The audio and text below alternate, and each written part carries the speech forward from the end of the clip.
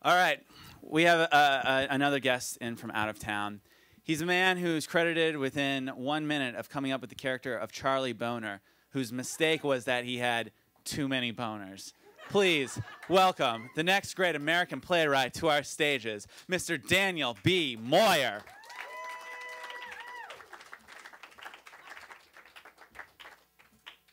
Of all the introductions, that was one of them.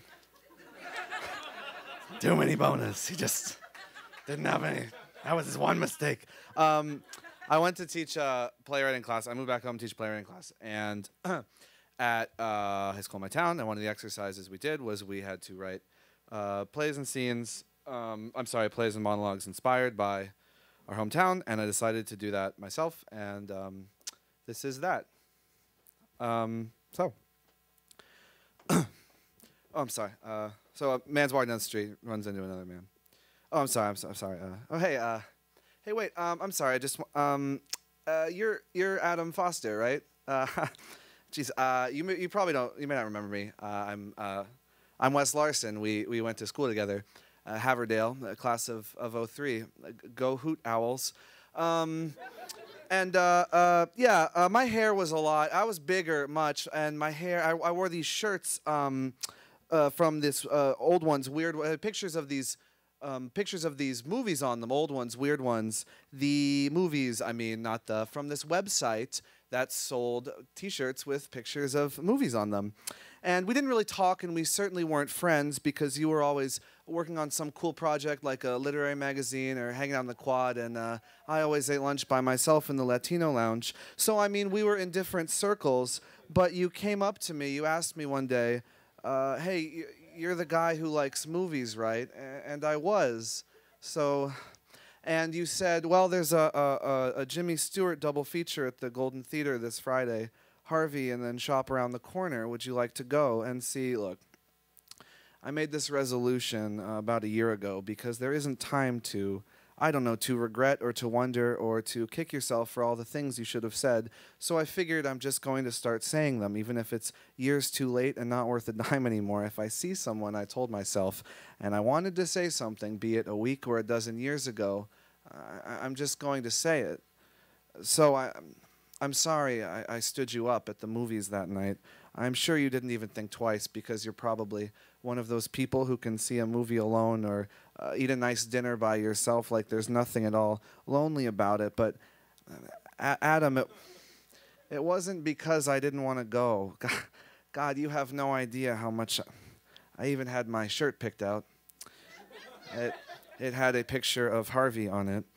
And to this day, it is the only thing in my life that I have ever ironed, and I laid it out on my bed, and I just sat down next to it and put my hands around my shirtless. I just kind of watched the clock for a couple hours because I was a lot different then, but it wasn't because I didn't want to go. You don't know how touched.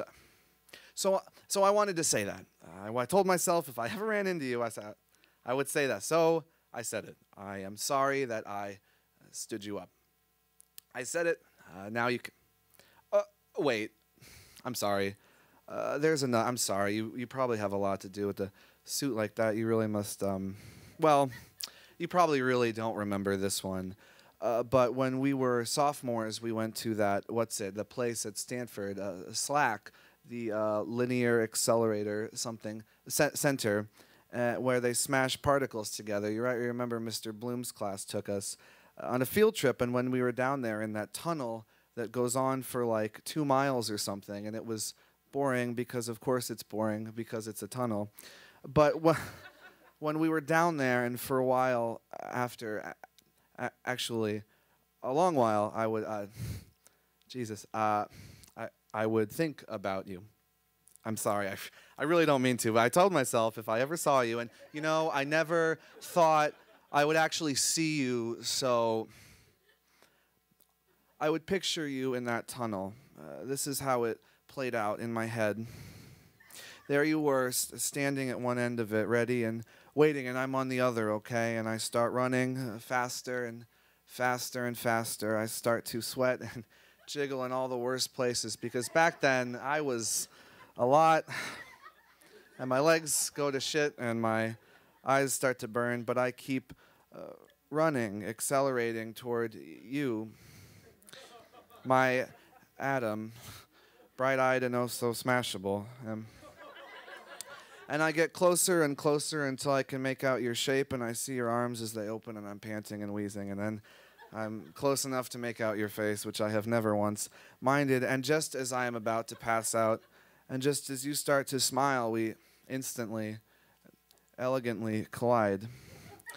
And then after that, there isn't a you anymore, and there isn't a me, thank God. Only a million broken pieces of the people we used to be, microscopic bits of my hair or my horrible shirts mixing up with specks from the curve of your thumb or the places where your body indents or protrudes.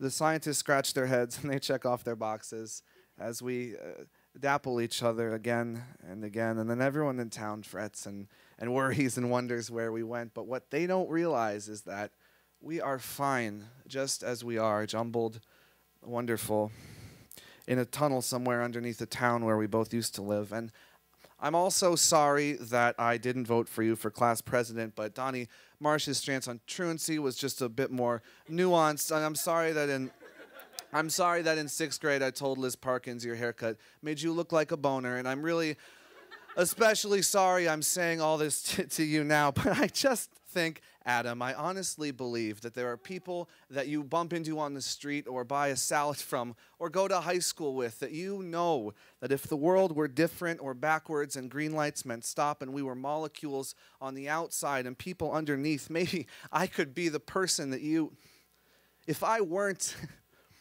if the whole world were, we could maybe, we grow older every day. It's how we're made, isn't it? And there isn't time. I told myself, I swore to myself, if I ever got the chance, if I ever see Adam Foster, because sometimes my life gets so fucking... Okay. I don't even know where those shirts are anymore.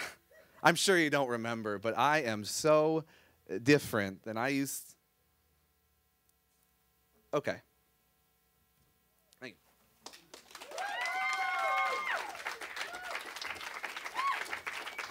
Daniel Moyer, ladies and gentlemen, America's next great playwright.